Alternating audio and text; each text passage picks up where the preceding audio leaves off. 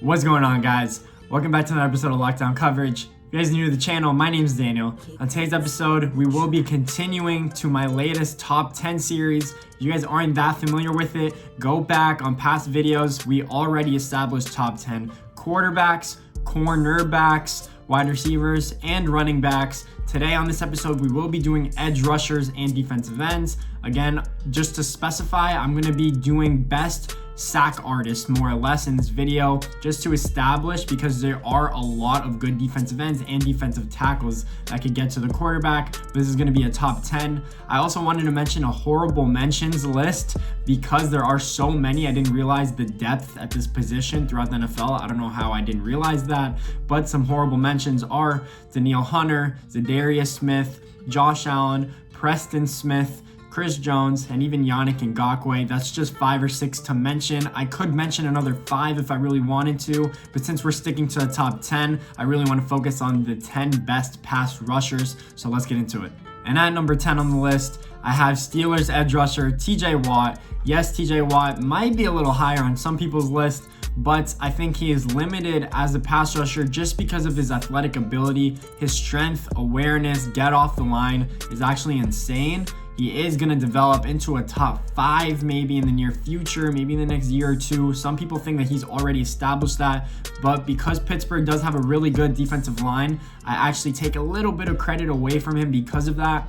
I think he could get better as it is. That whole Watt family is insane. JJ Watt, I actually do not have on this list. He should be a horrible mention as well, just because of his injury history. He can't stay healthy just the past few years. So don't hate on me because I didn't put JJ Watt in this list. So I have TJ Watt at number 10. At number 9 on this list, I have Shaq Barrett. Shaq Barrett from the Tampa Bay Buccaneers actually got franchise tagged because of how good he played last year. Led the whole NFL in sacks. Had a few games with 3+ sacks, which is insane, unheard of.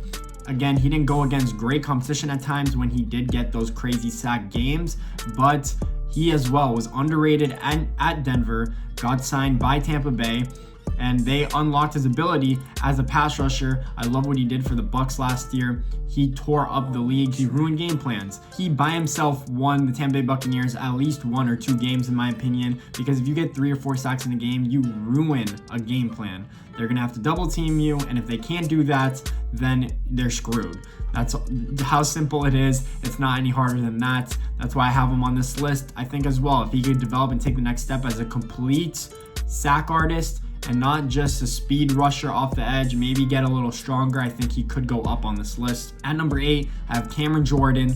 And yeah, Cameron Jordan is a beast. He had 15 sacks last year. He's consistently getting 10+ sacks a year for the New Orleans Saints. A lot of people are like, oh, why isn't he higher on this list?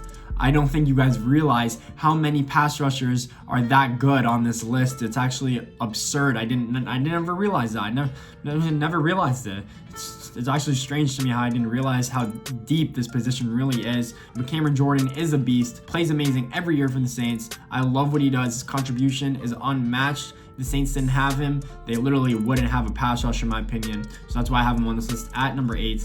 At number 7, I have Myles Garrett. Myles Garrett did have a few problems last year, I'm sure you guys heard of, but I think he is a phenomenal pass rusher. He was suspended, half the year last year, and he had 10 sacks. The year before that, he really came into his zone. I think if he comes in healthy and motivated, he will continue off what he's done last year and the year before. I think he was worthy of that number 1 pick. Something that, like someone like Jadeveon Clowney really wasn't, in my opinion. But I think Myles Garrett is a beast of a player. I still think that he will get better as his career moves on. He's still so young. I think he's 24, 25 years old. At number 6 on this list, I have Chandler Jones. Again, underrated name that has been doing it for so long. He had 19 sacks last year, almost led the league just behind Shaq Barrett. But I think he is amazing either as a defensive end or an outside linebacker and rushing the passer as a stand-up linebacker. He can do it all. He is the key for that Arizona Cardinals defense as well. Without him, they would not have a pass rush, obviously. That's why I have Chandler Jones on this list. Him and his whole family of freak athletes. His brother was in the NFL. His other brother is the best MMA fighter of all time. So I give it to him. Their family is just freaks of nature across the board. That is why he's on this list. At number 5, I have Nick Bosa, another freak of nature family that could just do it all. Father was a first-round pick. Brother is coming up on this list. Nick Bosa, just in his rookie year, played amazing for the 49ers, helped them go to the Super Bowl, had 11.5 sacks as a rookie, will continue to get better, barely even played at Ohio State, was injured the whole year, wanted to secure his draft positioning. I don't blame him because look what he did when he's healthy. He's a stud.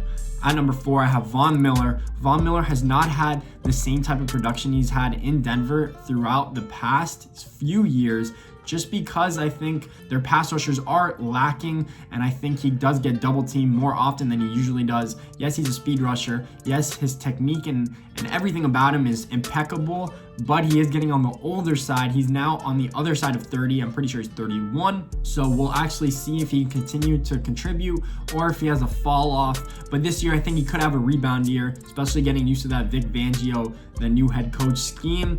So we'll see what actually happens there. At number 3, I have brother of Nick, Joey Bosa. Joey Bosa as well was former number 4 overall pick for the Chargers, has been a stud his whole career, literally unblockable, especially if he has one-on-one matchups. So Joey Bosa will continue to do that for a long time to come, just as young as Nick. Crazy how good this family actually is. I like 2 families actually in this that have just crazy genes. So Joey Bosa on this list at number 3. At number 2, I have Khalil Mack. Khalil Mack did have a down year, only 8.5 sacks, but he's a stud overall against the pass, against the rush. And I know this is just for sack artists, but if he was single team every single play, he would have 25 sacks in a year, in my opinion. Now people lock onto him as they have to stop him on the offensive side of the ball, or else their whole offensive game plan is ruined and done. And only him and one other player could actually do that. I'm assuming you guys know who's coming in at 1, but Khalil Mack is super important for that Bears offense. I still think he was worth those 2 first-round picks that Oakland got from the Bears for him, but we'll actually see if he can continue to contribute. He's literally in his prime. I expect him to have a bounce-back year, 10+ sacks this year. But Khalil Mack at number 2. And at number 1, I have Aaron Donald. Aaron Donald has been number 1 on this list for the past 3 or 4 years. Pro Football Focus rating has rated him as the top pass rusher and football player overall throughout the last 3 years. And he's in his prime, physical prime, mental prime, literally gets double team, triple team if you could do that, which I haven't seen much teams try to attempt, but he still ruins stuff. He still has 12.5 sacks. He still has 10+ tackles for loss every year. Aaron Donald is probably the biggest freak of nature I've seen in my time of watching the NFL, and I've seen a lot of crazy athletes throughout the last 10 to 15 years that I've actually watched in the NFL and can remember. But Aaron Donald at number 1 on my list, hands down by far the best defensive end, defensive tackle, pass rusher in the NFL, and I think will continue to be throughout the next few years. So guys, if you like this video, please make sure to leave a thumbs up. If you have any comments or concerns, or you think my list is messed up, go comment on who you think should be on this list as well, especially with the horrible mentions I did mention earlier in the video. Please subscribe too if you guys like the video. Thanks for watching, guys.